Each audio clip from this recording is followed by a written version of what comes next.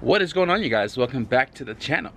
If you guys haven't seen the last video, be sure to go back and check it out. We cleaned the engine right here yesterday, and we also cleaned the booster we picked up from the junkyard, looking really sharp.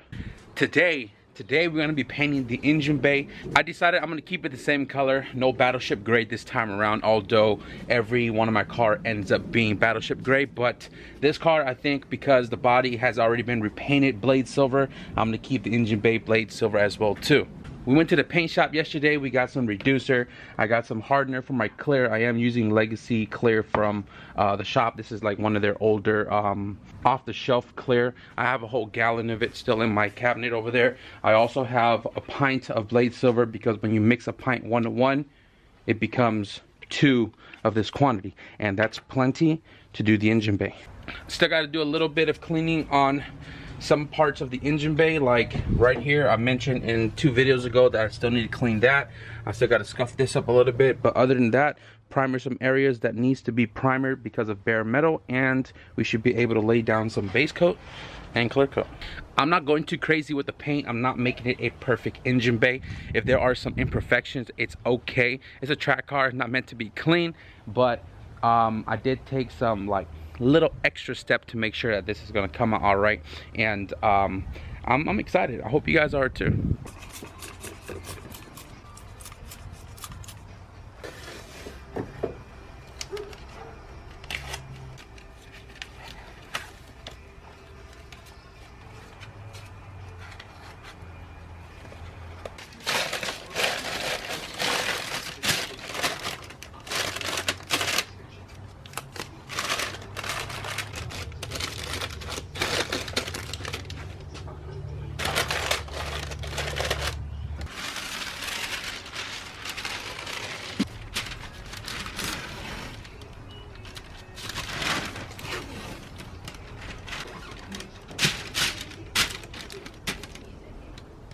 So right here I got the subframe taped up. It's not the greatest job because I am going to be cleaning it up and painting it a fresh coat of black anyways.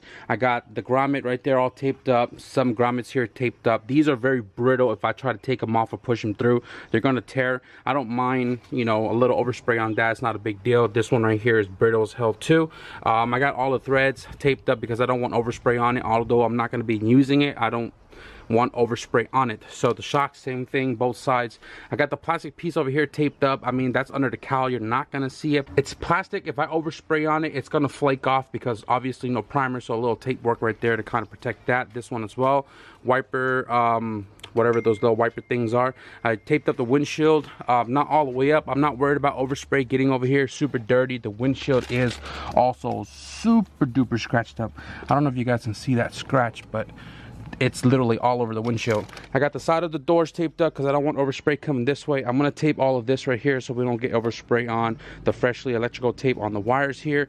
And I'm not worried about the suspensions because all that's going to come off. Probably going to get rattle cam black after all the bushings and everything get installed. But I think the bay is pretty much ready to go. The only thing I'm going to do right now is I'm going to tape up the bar sticker one more time. I think that's pretty much it. All I got to do is give it a nice air blow, get all the little specks of dirt that kind of compiled, you know, overnight, and then I'm going to give it a quick wipe down, mix up some paint, and we're going to get down with painting. One more thing I got to mention to you guys, I'm not going to be spraying over here like I usually do. This is already nice silver. I do have a little bit of primer overspray, but I'm just going to mist some silver over it. I'm not worried about right here because the headlight and everything is going to be here blocking all that. Same thing on this side.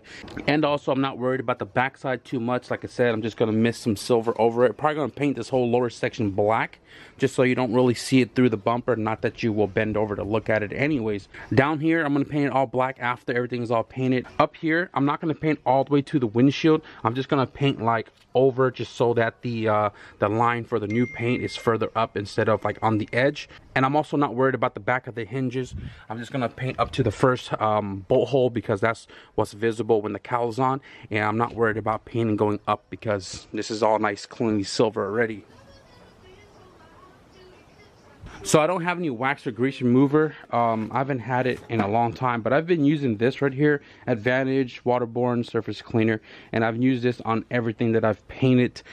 Even my cousin's truck I used this, and everything has been working out fine with that. Wax and grease remover works really well, but I mean, kind of working with what I have in the garage, right? So I'm gonna go ahead and just dab this on some shop towel, and I'm gonna give this a quick little wipe down, spray it down with air, and I'm going to wipe it down again after I've mixed my paint so we can just go right at it.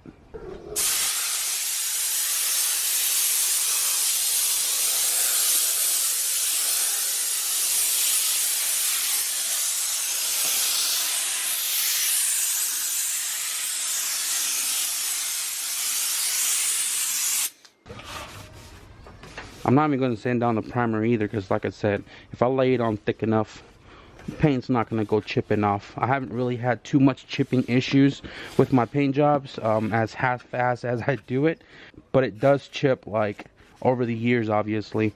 If you guys noticed, I'm wiping down the most like seen areas. You know what I'm saying? Like the towers, the top of the firewall is what I'm going to be wiping right here. I'm not too worried about the stuff that's going to be covered up, and you're not really going to stick your head in there to check, hey, your paint job looks like crap down there. If you guys remembered, I was talking about these holes that were on the firewall that I grinded down, and I was going to do some filler work on it, but I decided I'm just going to flap it down with like 220 or 120 on my grinder, and it kind of smoothened it out enough that you can't really see it. So I didn't really do body work here. I just kind of filled it in with 2K primer, and not too bad.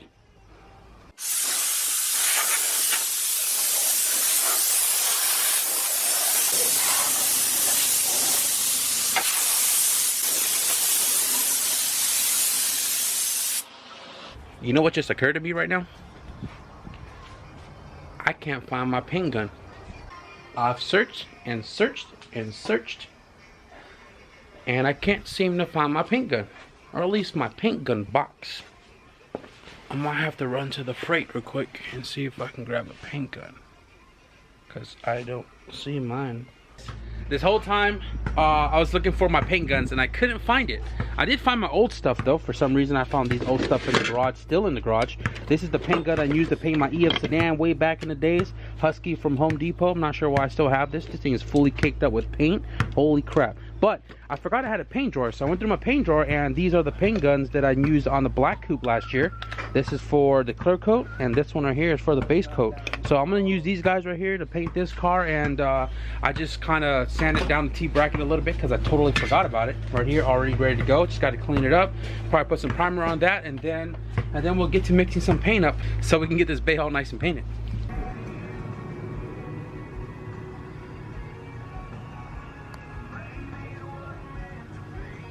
I'm about to start mixing up the base coat here. We have the Blade Silver paint coat number NH95M, NH-95M Blade Silver, just a regular metallic silver. So we're gonna be doing a 1-to-1 ratio with this. 1 pint is gonna be, you know, 2 pint after the mix. I'm using a medium reducer. This kind of thins it out a little bit, and I think I'm gonna do half of this can, and then I'm gonna do a match to this half so I can have this half later for, you know, if I'm trying to paint like my fiberglass fenders that I have in the backyard. Maybe, just maybe. But I want to use half of this with half of that. We'll make it 1 pint again, and that's gonna be plenty to shoot at least 2 coats on here. I don't think I'm gonna wait. I'm gonna do the first base coat, and then I'm gonna do a second base coat 5 minutes in between to utilize all of the paint so we can get going on the clear coat, because we actually have some other festivities going on with that right there.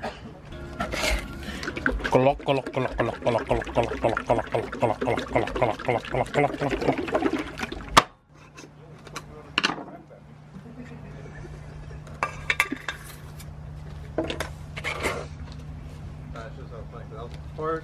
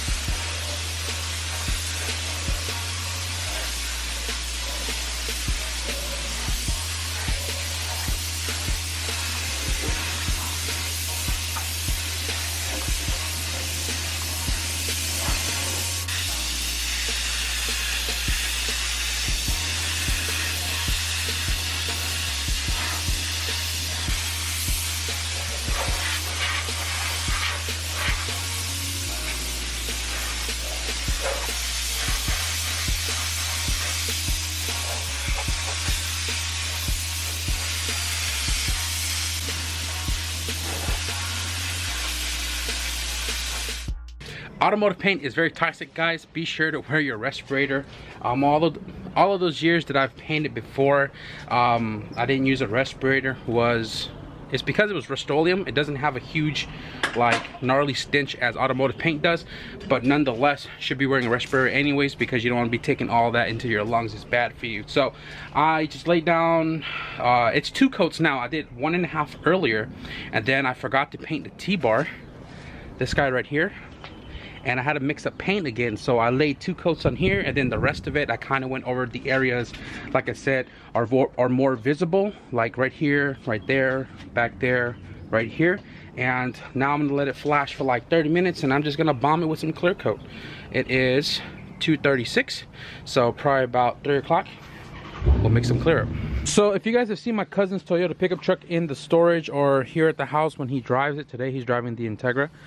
I use this Legacy finish. This is like an off shelf from my local paint shop, Legacy finish, and this works really well. It's pretty cheap too. I did run out of some hardener, and today I got some medium. It's supposed to be hot, but I don't know what it is with the weather. Well, I mean, it looks good now. Earlier it was like overcast, but I got some medium activator, kind of give it some time to tack up so we can lay another layer over instead of waiting until it gets fully hard and laying another layer over.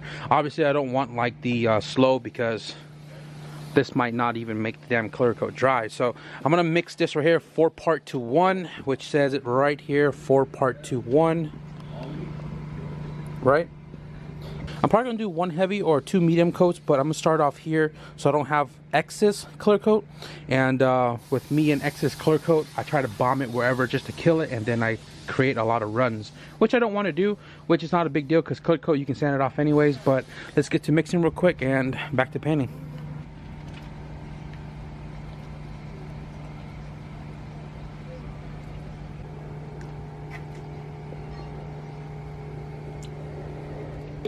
That is a lot of clear.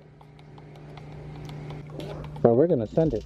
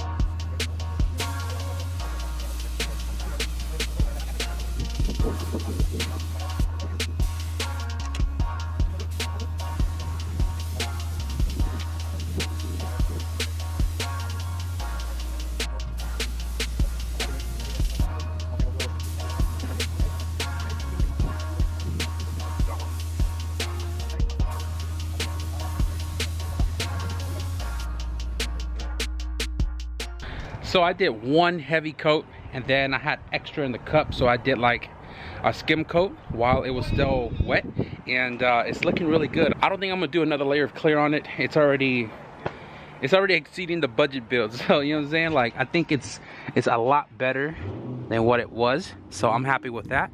You can see right here, it's still kind of wet. I finished it like maybe 10 minutes ago, and really nice and glossy. I like that. Oof. Ooh, I'm stoked. If you guys are enjoying this progress right now, give this video a thumbs up. This is looking awesome. It's looking amazing. I can't wait to put everything back together. Oof. So I think this is as far as we're gonna get with the CRX today. We are going to be working on my cousin's car here real soon, but I'm gonna give you guys a quick little look again on the engine bay here in the sunlight, because I kind of wanted to bake up a little bit before we push it off to the side. Ran out of memory on my freaking memory card, so I had to delete a whole bunch. But let me show you guys a quick look here in the engine bay. The sun freaking disappeared, but you know what, a little shadow kind of shows you a little bit of the gloss. But damn, look at these tires, they're looking mighty fine. Over here, I'm loving it. I didn't paint enough here. I was cutting the tape off, and now you can see the blue, but not a big deal. It is already tacked up, but definitely gonna let it sit here in the confusing weather so we can dry it up a little bit more, and then, you know, it's just gonna sit here and dry up until we start touching this car again. So guys, remember, progress is better than no progress. We are going to kill the video right here. We got to start working on my cousin's car, which is going to be the next couple of videos from this point forward, and then we'll pick back up on this car when we get to it. So if you guys enjoyed this video, be sure to give it a thumbs up, and if you guys want to stick around for what's to be coming on with this fool's car, be sure to hit the subscribe button down below. But with that being said, thank you guys for watching, and I'll see you guys in the next video. Peace.